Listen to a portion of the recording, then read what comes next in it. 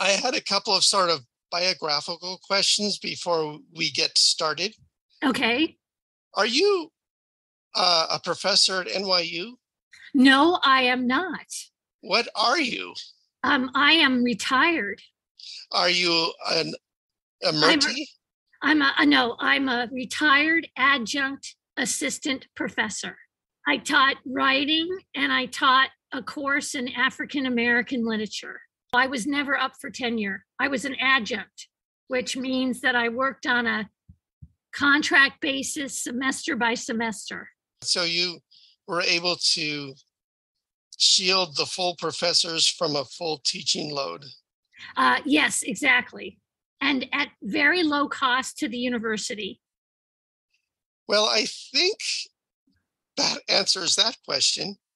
I was also interested in that you worked as a journalist. Yes, I did. Where did you do that? I did that in Ventura County, California, and Sacramento, California. And I did it in Maryland. And I did it in upstate New York. Did you have a particular beat? I had all kinds of different beats. I was the education beat, I was the real estate beat, I was the local government beat. Oh, where was that? I was the local government beat in upstate New York. Was it a weekly or a daily publication? It's a daily paper, and and that meant covering a lot of real estate and construction. I was the Ocean City correspondent of the Baltimore Sun, like 8 or 9 months, and I covered the beach, which meant a lot of crime, and there were a lot of fires and car accidents, and kid got hit by a bus, and it was just one damn thing after another. And you were the eyes of the people. I was the eyes of the Baltimore Sun, Baltimore metropolitan area and Maryland. Yeah, it's a small state. And I worked at the Daily Breeze in Torrance, California. Yes, the storied Daily Breeze of Torrance. I think I've actually read that. Well, I used to live in Palms, and really? I think we were in your coverage area. Well, actually, I don't know if it was when you were living in Palms, but the Breeze eventually owned the Evening Outlook of Santa Monica, and Palms was in the Evening Outlook circulation area, and sometimes they would trade stories. So I could have read your early work. Yeah, maybe. Don't worry if you didn't miss it. Okay, I think I've got enough to get us started, and let's just do it and see what happens. Okay.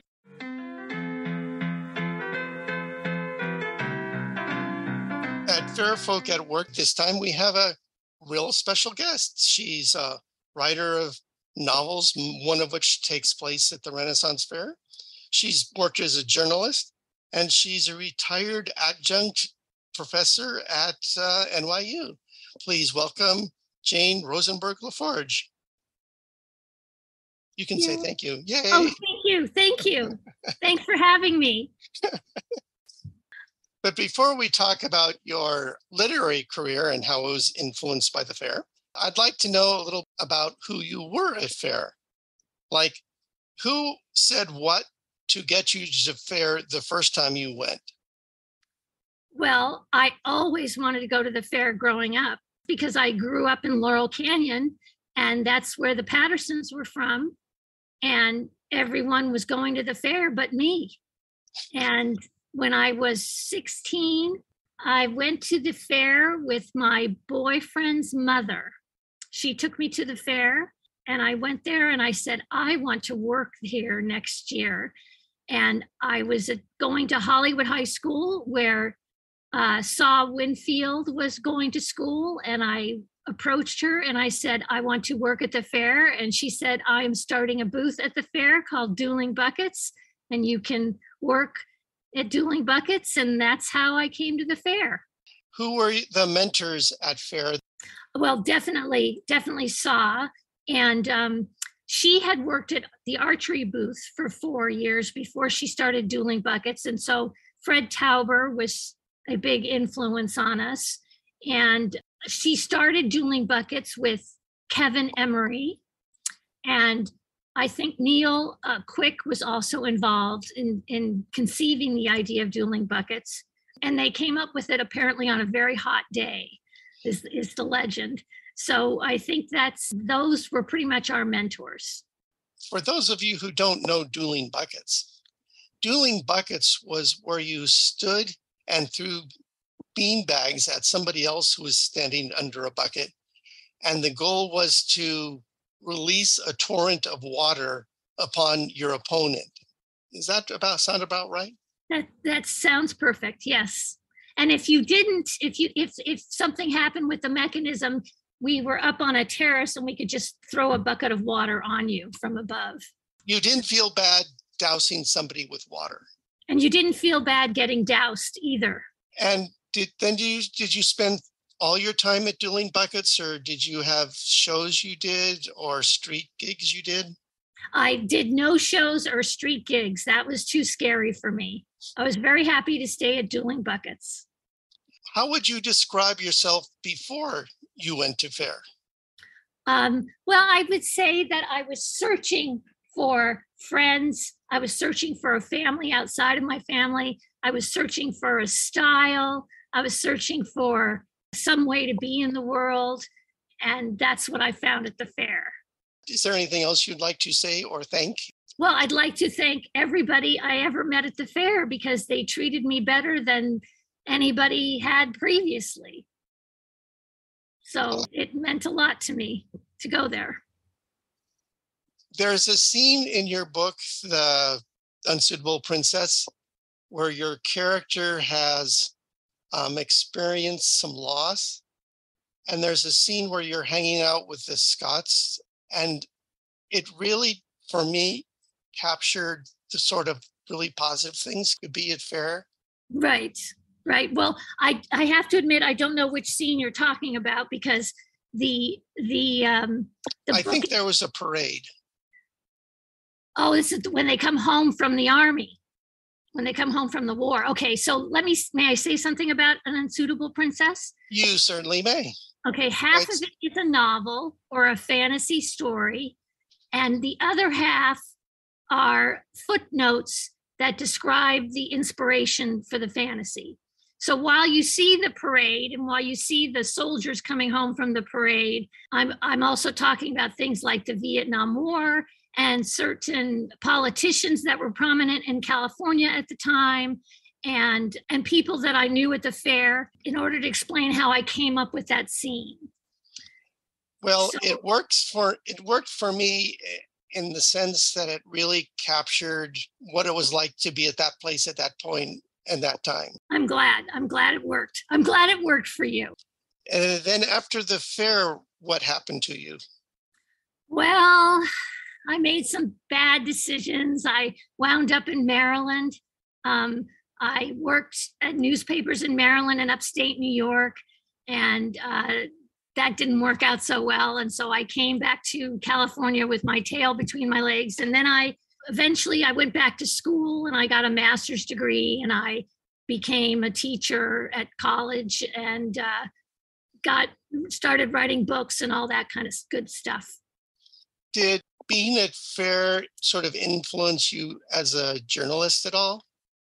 Well, I think it influenced me in the sense that I knew a lot more geography of the state of California than I otherwise would have known. And I also knew what was happening with that geography, that it was being threatened by development and what development meant and what it meant to propose, attractive housing on this otherwise vacant land or supposedly vacant land. So it sort of tuned me into what was going on across the state. And when I moved to the East Coast, where there's not as much care or interest, or there wasn't at the time for the environment, I'd say that the Faire was the influence that taught me that these people are mowing down nature without any regard for the consequences. And I was able to track some things down because of that. I was thinking also that did Faire give you a bit more confidence in sort of dealing with strangers and wanting to sort of get something out of them or communicate something to them?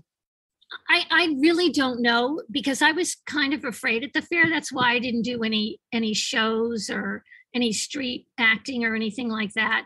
But I had been working on my college paper, dealing with the big bad administrators at UCLA who wielded such untold sums of power. It just boggled my mind.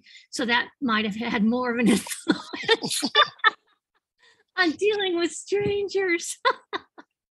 I don't know, but I do know that the landscape of the fair was something that really stuck with me, and the smells of the fair and how the air felt, and what a beautiful, physically beautiful place it was. You know, even when the fair wasn't going on, right? Right.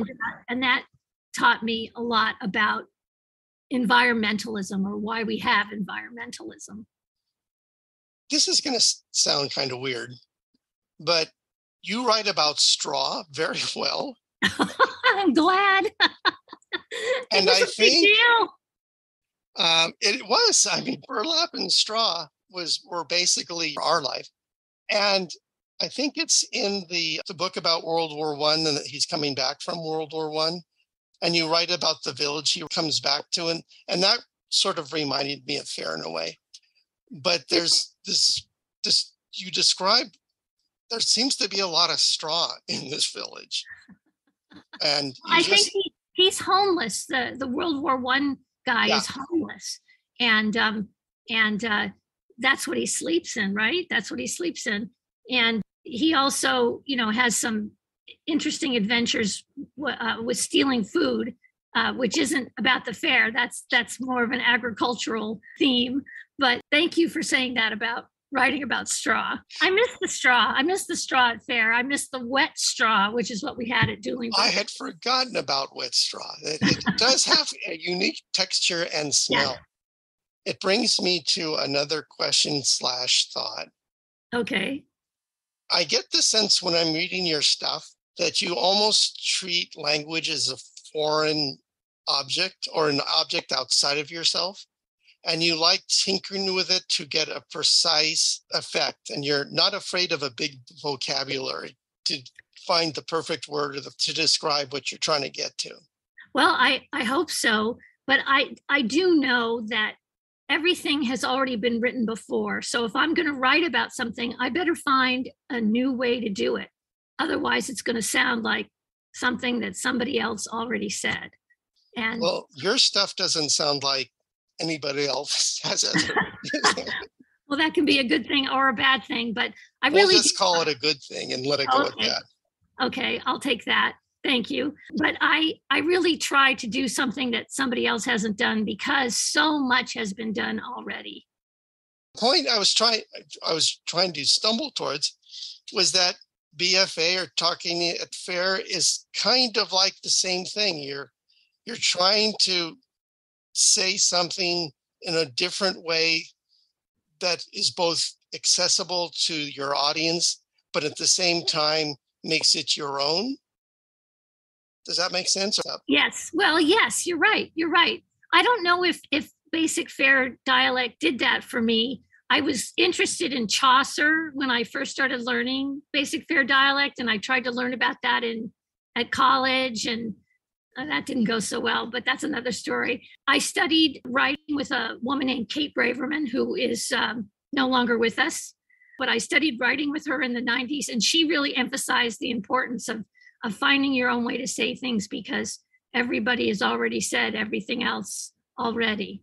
So you better find a memorable way to put things if you want your stuff to be remembered. I see. I have another question for you. Okay.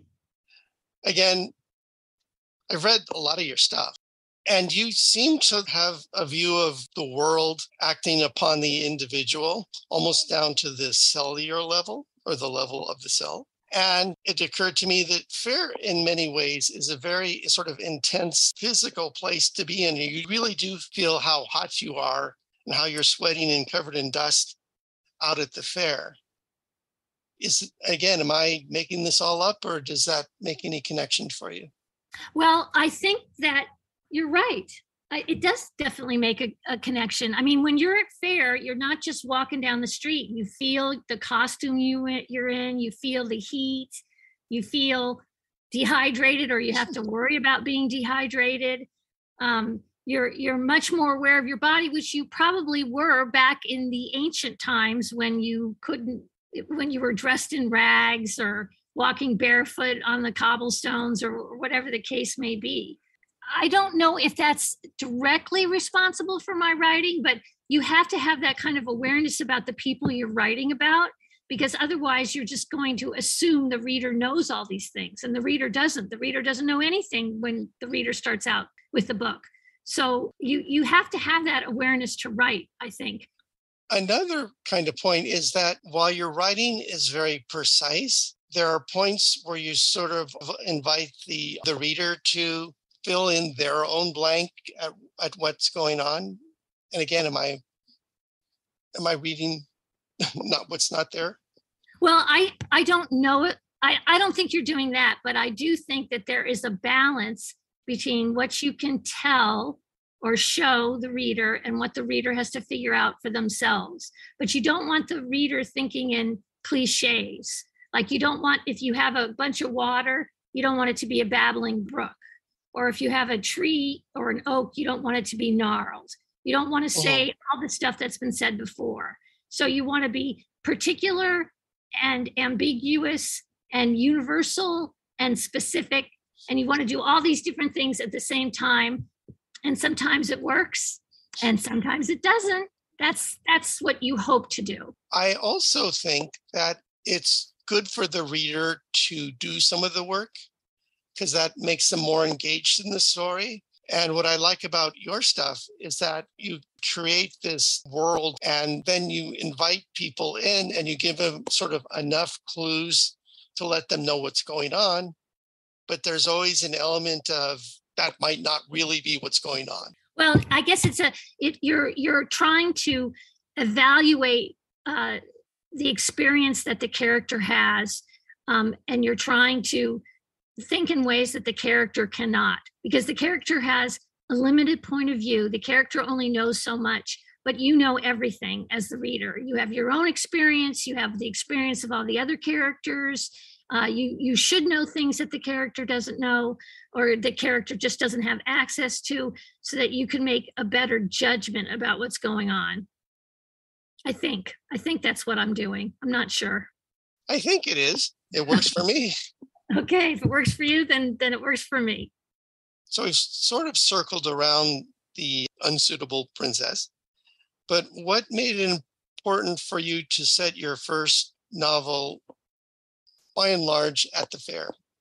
Well, it's the story of my life, right? So my life began at Faire.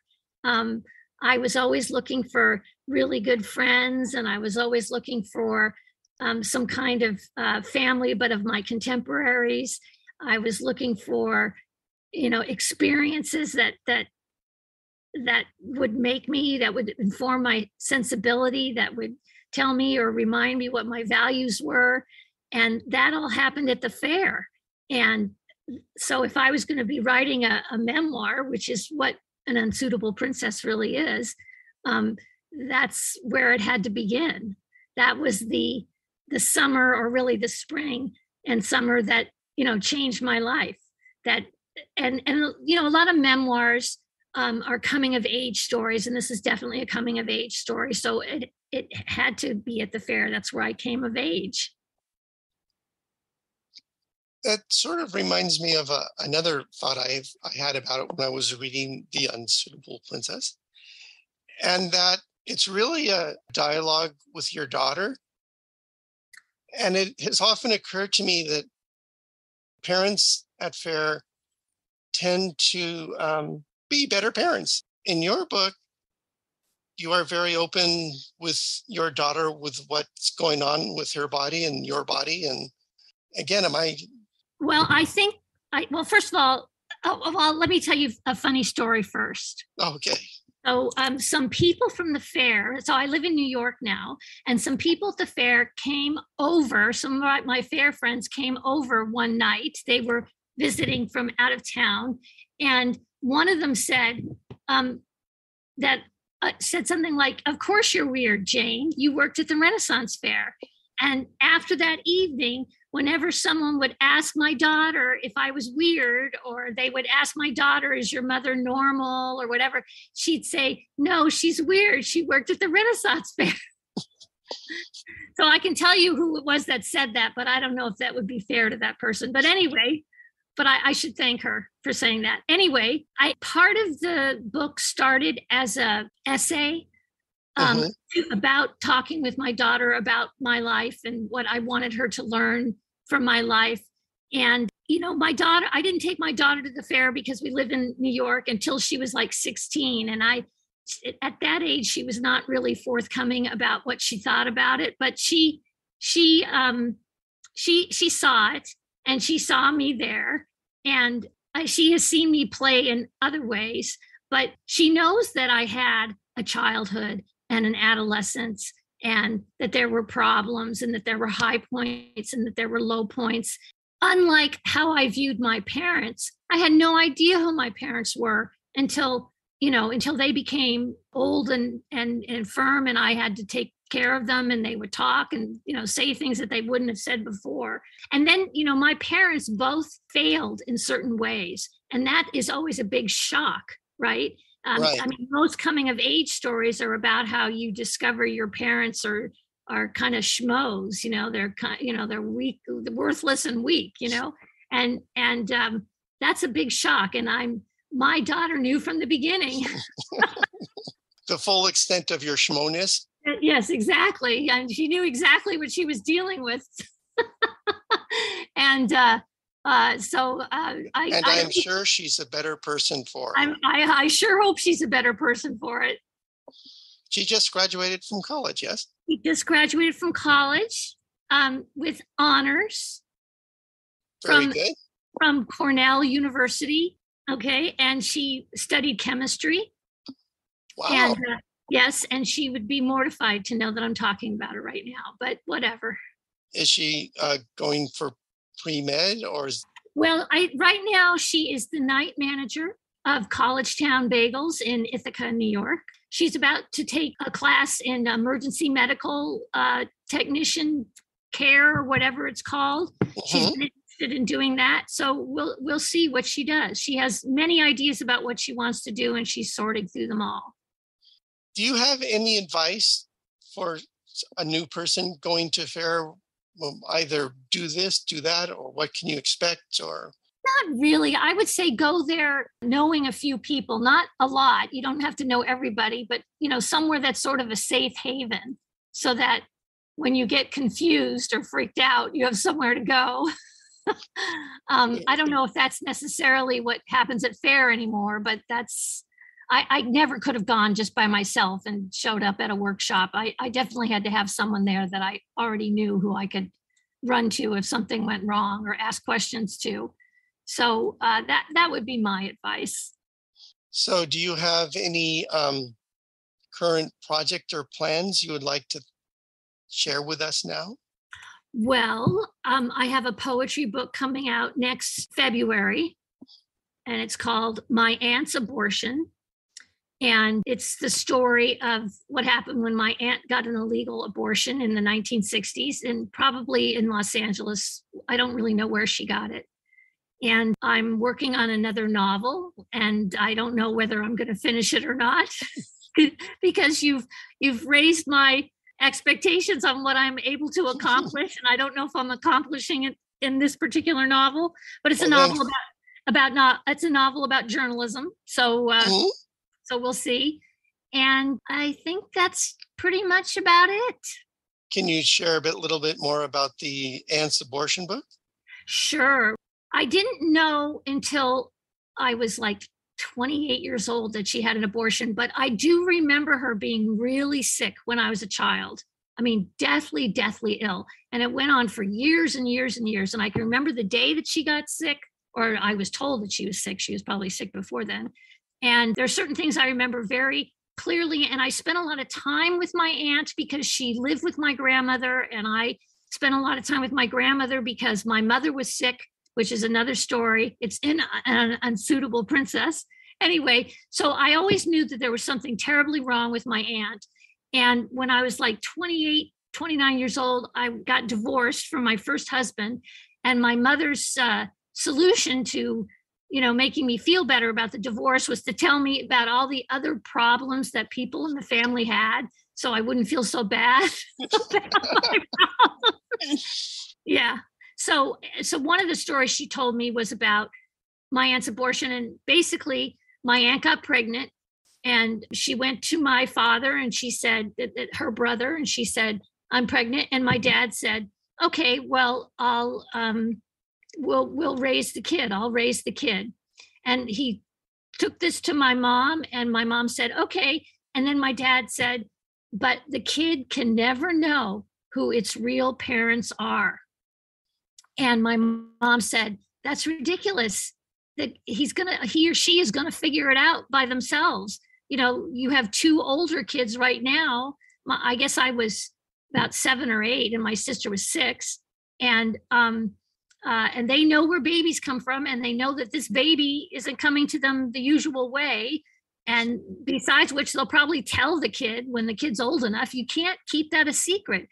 And they had many, many arguments about this. And I remember the arguments. I don't remember the content, but I remember the sound of the arguments. And eventually the baby turned out to be stillborn because she had this abortion. And there were some other things that happened. But I really think that was a turning point for my mother, that she realized that my dad was not the sharpest knife in the drawer, that he could be very unreasonable. And I wouldn't say that it caused the divorce, but it certainly didn't help my faith in my father when she really needed to work things out with him. So the poetry is about the breakup of my parents' marriage because of the abortion. It's about the abortion as I imagine it, or what I can piece together because I was so young. And it's also about my family life, what it was like before and after the abortion. Do you speculate on how your life would have been different if you suddenly had a younger brother or sister? No, I don't. I don't. I thought about that because I had no first cousins. I have no first cousins. My aunt never had any other children, and I had an uncle on my mom's side of the family, and he never married and had children of his own. He had stepchildren. And I think to imagine it that way would be to say that I was deprived of something, right? Mm-hmm. That I could have had a cousin or I could have had a sibling, but it wasn't about that. It was about my aunt trying to put her life together, put a life together, or put her life back together because she was divorced when she got the abortion. And it was also about my parents and their inability to communicate with one another. And mostly it's about, if my aunt could have just gotten an abortion, if abortion was legal, she could have just gotten one and that would have been the end of the story. But because abortion was illegal and inaccessible, because there was this couple of years of California law where abortion was legal, but it was still very hard to get, her private business became very public. It affected everybody in the family. And if it was just legal, she could have just had the abortion and it would have been, I never would have known. I never would have found out. My mother would never have lost faith in my father, or at least not in that way. My grandmother's life would have been different. She wouldn't have been taking care of my aunt as she was getting older. So it's really not about the loss of a little brother or a cousin. It's about the losses that the adults had around her. Yes, exactly. Because she couldn't take care of her own business. She didn't have the opportunity to take care of her own business. Were you ever able to talk to your aunt? No. And my aunt and my father had a falling out toward the end of my father's life. And she was kind of a problematic individual. So I never talked to her about it. And when my father died, she was kind of not very sympathetic. So I just assumed not speak to her. She died about 2 or 3 years ago. So obviously you are relying on the news of the day to propel this story? Sort of. I wrote an essay a few years ago. I think it was published in 2020 Oh, about this whole situation. And after I wrote the essay, because I put together what happened with my aunt and what happened with my parents, and some of my parents' cousins told me some things. And so I finally put it all together, and it was in the news in 2020, right? There's all this talk, we're going to criminalize abortion. So I wrote an essay about it, and I couldn't sell the essay to save my life. So I said, well, I'm just going to write a bunch of poems about this. And then I sold the essay, spent that money long ago. And then I had the essay and all these poems. And I said, oh, well, I'm going to make a book out of this. So I wrote another essay, and I wrote a whole bunch of more poems. And now I have the book. So, and I originally wanted the book to be a fundraiser as the Dobbs decision was being decided. I couldn't get the book published, and I didn't find a publisher for the book until this past spring. who's the publisher? The publisher is BlazeVox Books, and they are in Buffalo, New York. Very cool. I hope so. Do you have a poem about Faire just happen to have handy by you? Well, I have some poems handy by me from An Unsuitable Princess, if you can give me a moment to find them. Well, take all the time that you will, because I am a power Zoom user, and I have paid big dollars so that I can go over 40 minutes with the Zoom call. I don't mean to brag or anything. Well, that's very impressive. I'm definitely impressed. But here's a poem that the character that, or I should say my alter ego, writes to her lover, who is also is the alter ego of a particular Faire person. And that's all explained in the book. But this is a very short poem.